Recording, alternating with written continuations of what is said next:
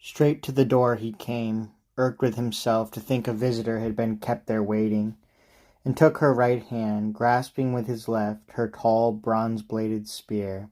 Then he said warmly, "Greetings, stranger, welcome to our feast. There will be time to tell your errand later." He led the way, and Pallas Athena followed into the lofty hall. The boy reached up and thrust her spear high in a polished rack against a pillar, where tough spear on spear of the old soldier, his father, stood in order. Then, shaking out a splendid coverlet, he seated her on a throne with footrest, all finely carved, and drew his painted armchair near her, at a distance from the rest. To be amid the din, the suitors' riot, would ruin his guest's appetite, he thought, and he wished privacy to ask for news about his father, gone for years. A maid brought them a silver finger bowl and filled it out of a beautiful spouting golden jug, then drew a polished table to their side.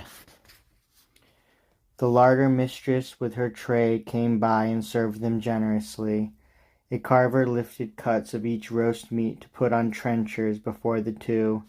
He gave them cups of gold, and these the steward as he went his rounds filled and filled again. Now came the suitors, young bloods, trooping in to their own seats on thrones or easy chairs.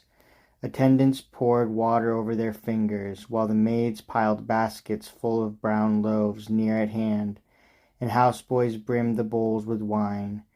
Now they laid hands upon the ready feast and thought of nothing more. Not till desire for food and drink had left them were they mindful of dance and song that are the grace of feasting. A herald gave a shapely cithern harp to Phemios, whom they compelled to sing, and what a storm he plucked upon the strings for prelude. High and clear the song arose. Telemachus now spoke to grey-eyed Athena, his head bent close, so no one else might hear. "Dear guest, will this offend you if I speak? It is easy for these men to like these things, harping and song. They have an easy life, scot-free, eating the livestock of another. A man whose bones are rotting somewhere now, white in the rain on dark earth where they lie, or tumbling in the ground swell of the sea.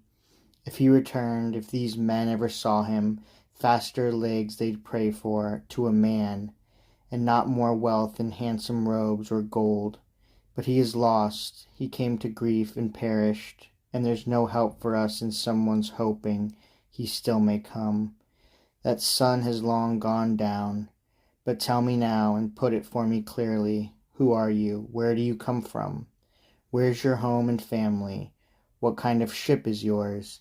And what course brought you here? Who are your sailors? I don't suppose you walked here on the sea. Another thing, this too I ought to know. Is Ithaca new to you?